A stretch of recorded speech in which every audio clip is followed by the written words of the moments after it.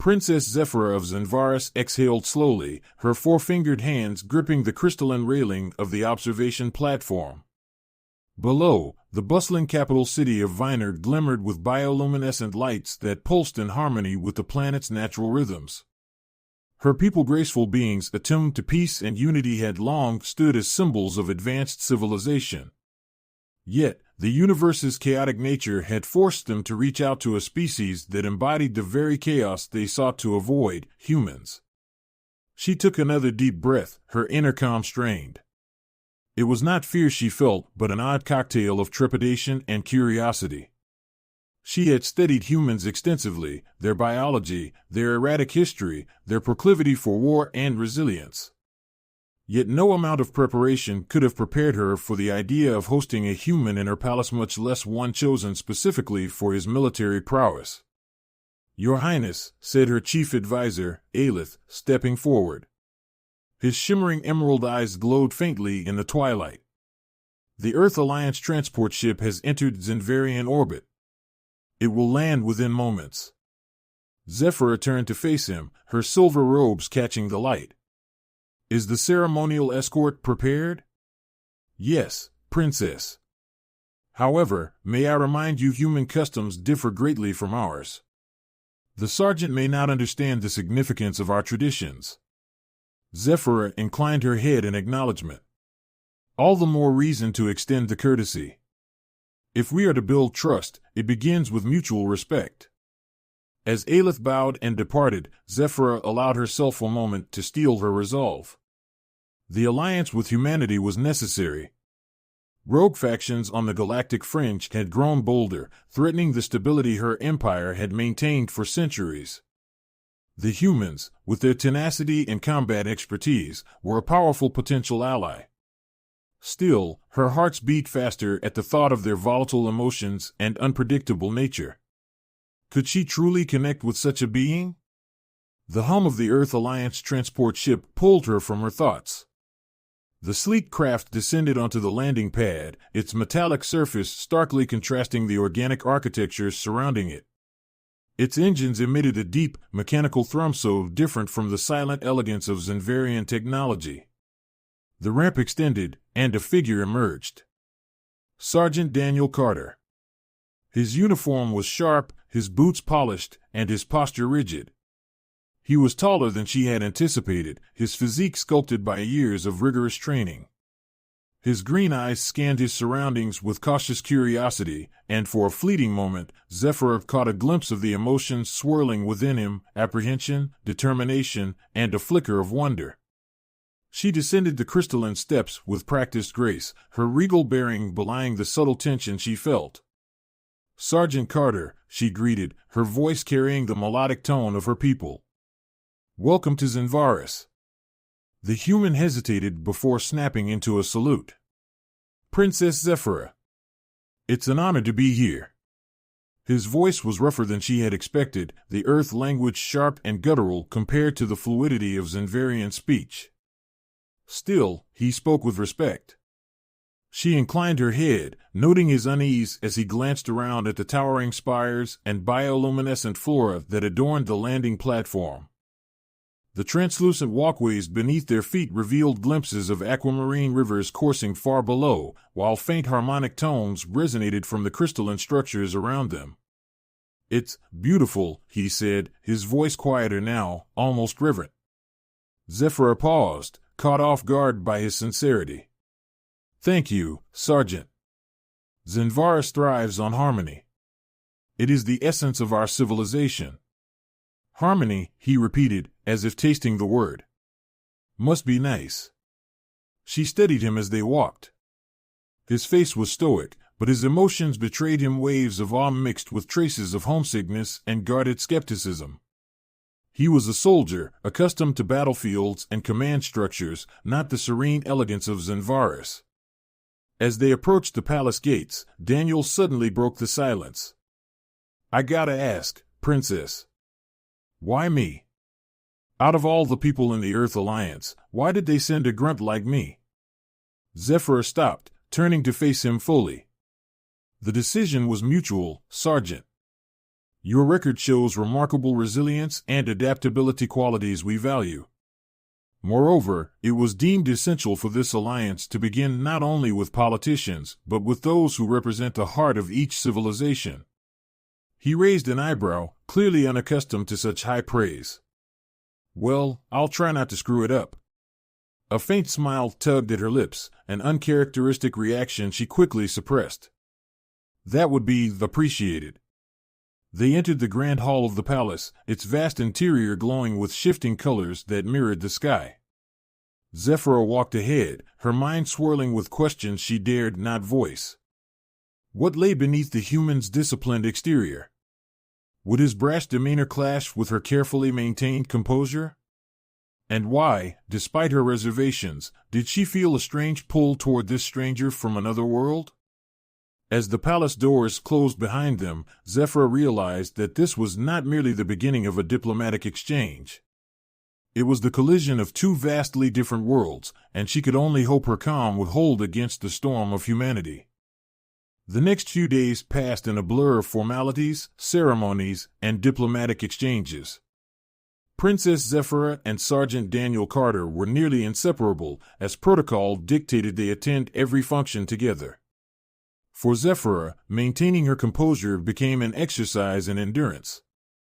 For Daniel, navigating the alien culture of Zanvaris was a constant challenge. The day began with a tour of the Harmony Gardens, a sprawling network of living plants engineered to emit calming harmonics. Zephyra walked with effortless grace through the ethereal beauty, her silver robes flowing like liquid starlight. Daniel, on the other hand, trudged behind her, his military boots crunching the delicate gravel paths. These plants are tuned to emit frequencies that soothe the mind and promote unity, Zephyra explained, her voice carrying an almost hypnotic quality. Daniel nodded, though he looked skeptical. It's nice, he said, searching for the right words. But back on Earth, we'd call this kind of thing a distraction. Pretty gardens don't do much when the enemy's at the gates. Zephyra stopped, turning to face him. And what, Sergeant, do you believe is the solution to conflict? Being prepared, Daniel said without hesitation. You build strong defenses, keep your people trained, and make it clear you're not a target. Fascinating, she replied, her tone neutral but her antennae twitching a subtle sign of irritation. And how many wars has this strategy averted? Daniel's expression tightened. Not enough. But it's better than sitting around hoping the bad guys just go away.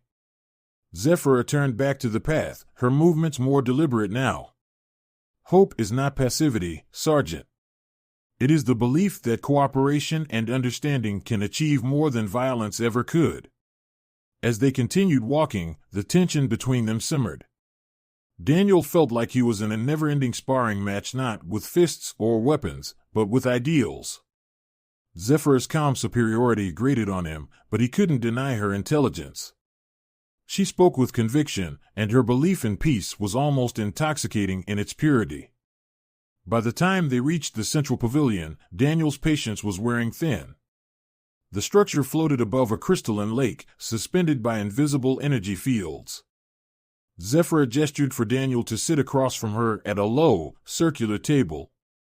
A servant brought them plates of iridescent fruits and steaming bowls of something that smelled faintly of citrus and mint. So, Daniel began, trying to sound casual, do you even have a military? Zephyra's pale, violet eyes fixed on him. Of course. Though we prefer not to use it unless absolutely necessary.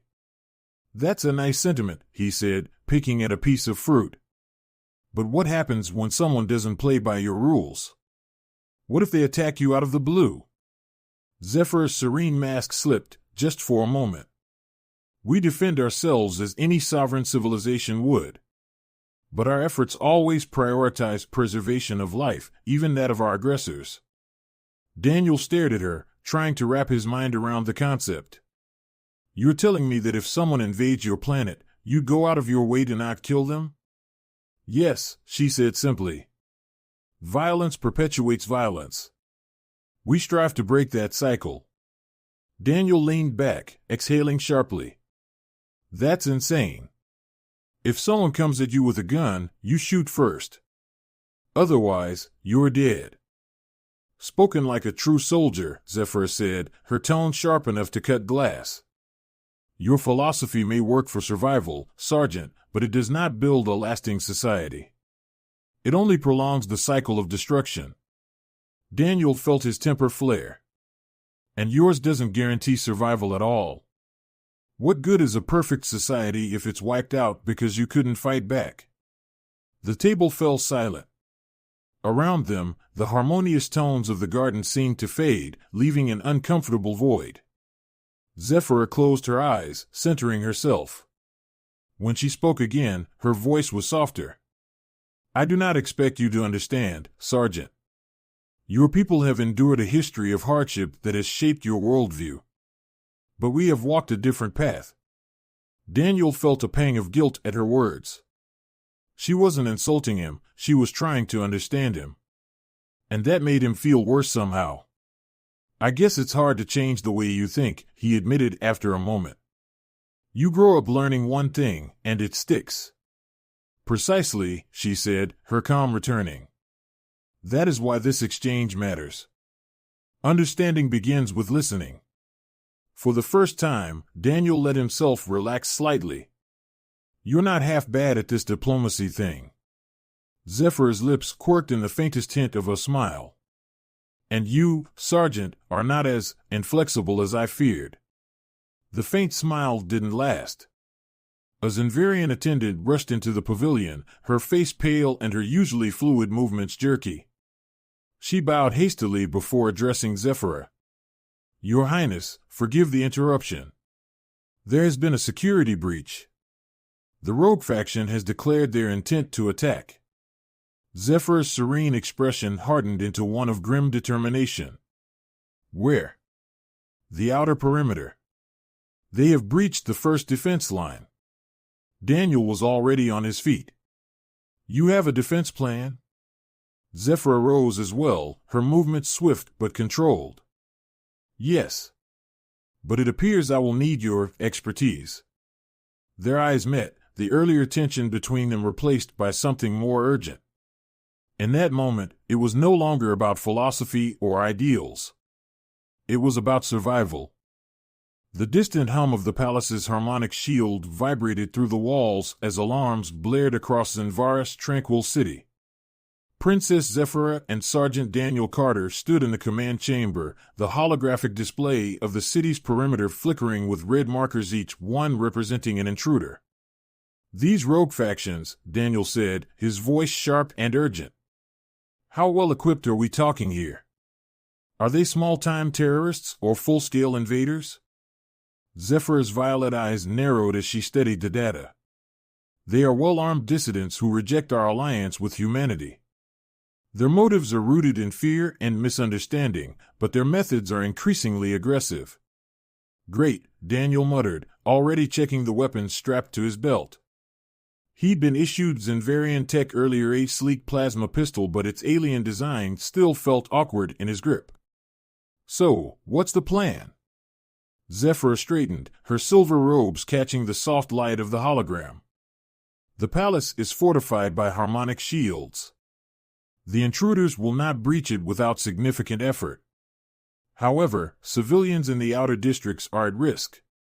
Our defense forces are deploying to intercept them, but I will oversee the response personally. Daniel blinked. You're going out there? Of course, she replied, as if it were the most obvious thing in the world. My place is with my people. You're the princess, Daniel said, incredulous. If something happens to you, this whole alliance and maybe your empire goes up in smoke. Let your soldiers handle it. Zephyr turned to him, her expression firm. Leadership requires more than giving orders from behind walls, Sergeant. I will not hide while my people suffer. For a moment, Daniel said nothing. Her resolve was maddening, but he couldn't help but respect it. Fine, he said finally. Then I'm coming with you. She arched an elegant brow. You will follow my command. Not a chance, Daniel shot back. I'll follow your lead, but if things go sideways, I'm not letting you get yourself killed. Zephyr's lips tightened, but she didn't argue. Very well. Follow me. The transport vehicle hummed as it glided through the city's shimmering streets. Outside, the bioluminescent flora that lined the paths flickered nervously, responding to the growing tension in the air. Zephyr and Daniel sat across from each other in the transport's cabin. She was silent, her focus on the datapad displaying real-time updates. Daniel, on the other hand, checked his gear for the third time, the soldier in him restless. "What's the deal with these rogue guys?" he asked, breaking the silence. "Why are they so against this alliance?" Zephyr didn't look up. Some Zenvarians fear that humanity's violent tendencies will corrupt our way of life. They believe that by associating with you, we invite chaos into our society. Daniel frowned. "They're not completely wrong." Her gaze snapped to him, sharp as a blade. "Your honesty is refreshing." "I'm not saying I agree with them," he clarified. "But I get the fear. Humans aren't exactly known for playing nice with others." Zephyr sighed, her rigid posture softening slightly. "Fear is a powerful motivator, Sergeant. It blinds even the wisest of beings." Before he could respond, the transport shuddered to a halt. The doors slid open, revealing the chaos outside. Zenvarian soldiers in sleek, reflective armor exchanged fire with the intruders, humanoids clad in patchwork gear and wielding stolen Zenvarian weapons. The air buzzed with energy bolts and the occasional shimmer of harmonic shields deflecting attacks. Daniel leapt out first, plasma pistol at the ready. "Stay close to me," he barked over his shoulder. Zephyr stepped out behind him, her hands already glowing with psychic energy. She extended one arm, and a shimmering barrier of light materialized in front of a group of civilians caught in the crossfire. "This way," she called, guiding them to safety. Daniel covered her, his sharp reflexes kicking in as he fired precise shots at the advancing rebels. Despite the unfamiliar weapon, his aim was deadly, and a few intruders dropped before they could reach the palace gates.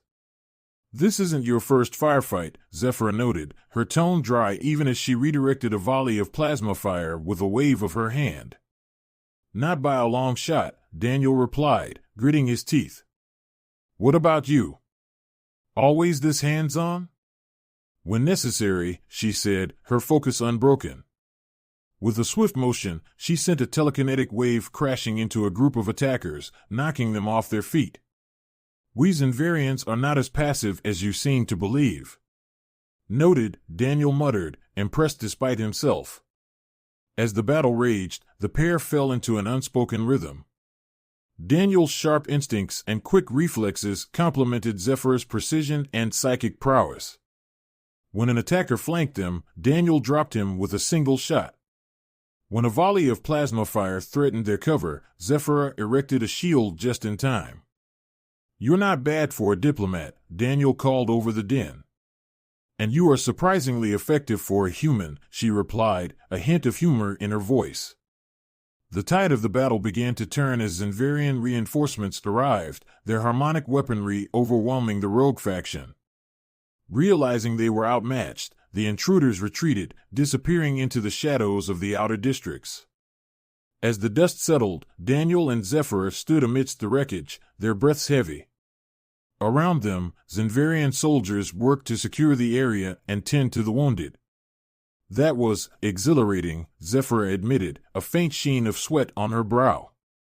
"Though I prefer diplomacy to combat." Daniel smirked. "Could have fooled me. You held your own out there." She inclined her head in acknowledgement. "And you, Sergeant, have proven that humanity's unpredictability can be useful." They shared a moment of quiet camaraderie, the earlier tensions between them softened by the shared experience. For the first time, Daniel saw Zephyr not as an aloof princess, but as a leader willing to put herself on the line for her people. And Zephyr saw Daniel not as a brash soldier, but as someone who would risk his life for others, even in a foreign land. "Come," Zephyr said at last. "There is much to discuss," and I suspect this is only the beginning. Daniel nodded, falling into step beside her. The battle had brought them closer, but it had also revealed the challenges that lay ahead. They were still worlds apart, but for now, they walked the same path. The battle's aftermath left the city of Zinvaris in a subdued state. The once bright glow of the bioluminescent flora had dimmed, mirroring the unease that lingered in the air. Princess Zephyra and Sergeant Daniel Carter stood in the palace's Grand Council chamber, facing a holographic display of the battle site. Reports from Zinvarian officials streamed across the screen, detailing the rogue faction's movements and casualties. "They've retreated for now," said Aelith, the chief advisor, his tone clipped. But this was not a simple act of rebellion. Their attack was coordinated, their weapons more advanced than anticipated. Zephyra nodded, her elegant composure betraying the tension she felt. "They have access to resources we underestimated. This cannot be ignored." Daniel leaned against the edge of the conference table, arms crossed. "It means someone's backing them. Someone big." "Precisely," Aelith replied. His gaze shifted to Daniel, his alien features unreadable. "Your Highness, if I may speak candidly, Sergeant Carter's approach was unorthodox, but effective. Without his intervention, casualties would have been far higher." Zephyra's eyes flicked to Daniel, her expression softening. "Your contribution is noted, Sergeant. You have my gratitude." Daniel shrugged, uncomfortable with the praise. "Just doing my job." Aelith inclined his head and left the chamber, leaving Zephyra and Daniel alone. The silence between them was heavy, filled with unspoken thoughts. "You've been quiet since the battle," Daniel said finally, breaking the tension. "What's on your mind?" Zephyra turned to face him fully. For the first time, she looked less like a ruler and more like a person burdened by the weight of her responsibilities. "This attack has shaken my people. The Zinvarians pride themselves on harmony, yet violence has crept into our world. It forces us to confront truths we would rather avoid. Like the fact that not everyone wants peace," Daniel said bluntly. She nodded. "Precisely. And the fact that we may need to reconsider how we respond to such threats." Daniel raised an eyebrow. "Are you saying you're open to my way of thinking?" Zephyra sighed. "I am saying that there may be wisdom in balance. Our methods have served us well for centuries, but the galaxy is changing. Perhaps it is time we adapt." Daniel straightened, surprised. "That's not what I expected to hear." "Nor I," she admitted with a faint smile. "Your perspective has challenged me, Sergeant. I see now that rigidity is as dangerous as recklessness." Daniel chuckled. "Guess we're both learning something here. I came in thinking your whole harmony thing was just naive idealism. But after fighting alongside you, I see it's more than that. You actually believe in it, and that makes it powerful." Their eyes met, a shared understanding passing between them. For the first time, the gulf between their worlds felt smaller, their differences less daunting.